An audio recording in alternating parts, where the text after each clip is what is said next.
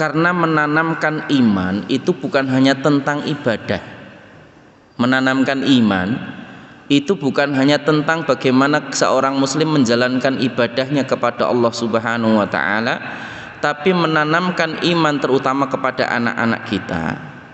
Mendidik mereka, mengarahkan mereka, mengajari mereka, itu juga terkait dengan bagaimana kita mensyukuri, bagaimana kita ridho dan rela dengan ketetapan Allah Subhanahu wa taala, bagaimana kita juga bisa bersabar ketika kemudian diuji dengan berbagai macam ujian yang telah Allah tetapkan kepada kita. Dan itu bagian dari salah satu di antara poin krusial. Kenapa itu poin krusial? Karena adab itu bagian dari yang kemudian menjadi efek dari keimanan yang kita tanamkan tadi. Terutama adab kepada Allah. Ketika kita mampu menanamkan rasa syukur kepada anak, maka dia akan menjadi beradab kepada Allah. Ketika dia mendapatkan kenikmatan, dia akan bersyukur.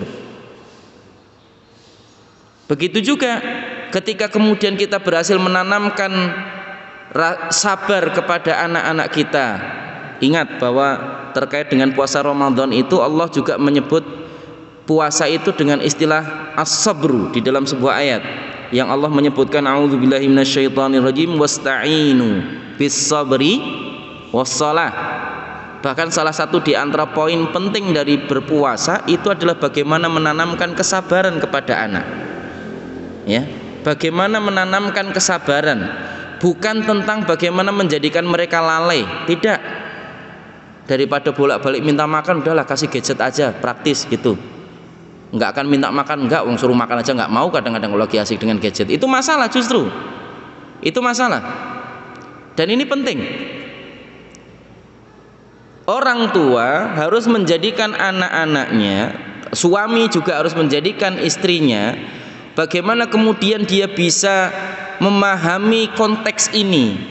Dia bisa bersyukur ketika kemudian Allah memberikan nikmat kepadanya. Dia bisa bersabar ketika Allah mengujinya, termasuk apa yang kemudian dialami dari kebiasaan darah kebiasaannya tadi itu, entah itu haid ataupun nifas. Dan ini bagian dari yang kemudian penting, bagaimana ridho dengan apa yang telah Allah tetapkan. Karena hari ini banyak yang hilang, Pak, itu. Hari ini banyak yang hilang. Coba kita introspeksi diri kita masing-masing. Sudahkah kita termasuk orang tua yang kemudian mendidik anak-anak kita itu dengan baik dan benar? Salah satu di antara contoh sederhana, salah satu di antara kewajiban orang tua adalah mempersiapkan anak-anaknya memasuki usia baliknya, usia bulughah. Akil balik itu adalah usia penting yang jika orang tua mampu mempersiapkan anak itu dengan baik sebelum dia tiba di masa baliknya, maka dia bisa melampaui masa baliknya itu dengan luar biasa. Ada satu usia sebelum usia akil balik yang disebut dengan usia tamyiz. Apa itu tamyiz? Dari kata mayyaza yumayyizu, artinya bisa membedakan. Itu usia-usia anak antara 5 sampai 7 tahun. Itu usia tamyiz. Usia di mana anak itu bisa mulai membedakan ini baik, ini buruk, ini benar, ini salah, ini boleh, ini tidak boleh. Itu usia tamyiz. Kenapa itu juga disebutkan oleh para ulama di dalam terkait dengan permasalahan fikih juga. Nanti kalau misalnya dalam jual beli, apakah akad jual belinya sah dan lain sebagainya, para ulama menyebutkan minimal usia tamyiz tadi itu, sehingga orang yang dalam kategori safi, yaitu yang tidak layak untuk melakukan atau mentasarrufkan harta, termasuk diantaranya adalah as-sobi atau anak kecil, kecuali anak kecil yang sudah memasuki usia tamyiz, maka dianggap jual belinya sah. Ya, berbeda dengan yang belum masuk usia tamyiz, maka dia tidak boleh mentasarrufkan harta kecuali dengan walinya, artinya walinya yang kemudian mentasarufkan harta itu, beli jajan dan lain sebagainya, ya, itu sah jual belinya kalau yang beli walinya. Tapi kalau usia tamyiz, ya, sebagian ulama menyebutkan jual belinya sah. Kenapa kok kemudian disebutkan tentang tamyiz itu? Harusnya menjadi introspeksi diri bagi kita para orang tua. Ini penting, catatan penting. Kalau sudah usia tamyiz kok anak masih belum bisa membedakan bahwa ini boleh, ini nggak boleh, ini baik, ini buruk, itu bencana, Pak. Kenapa saya tekankan ini? Contoh sederhana, sholat. Kalau anak sudah usia 6-7 tahun yang harusnya sudah usia tamyiz, tapi dia belum bisa membedakan bahwa bermain-main ketika sholat itu tidak boleh, dan dia masih bermain-main ketika sholat, oh itu PR besar orang tua itu. Sekali lagi, itu PR besar orang tua. Bukan berarti kemudian nggak apa-apa lah masih anak-anak. Enggak, itu PR besar orang tua.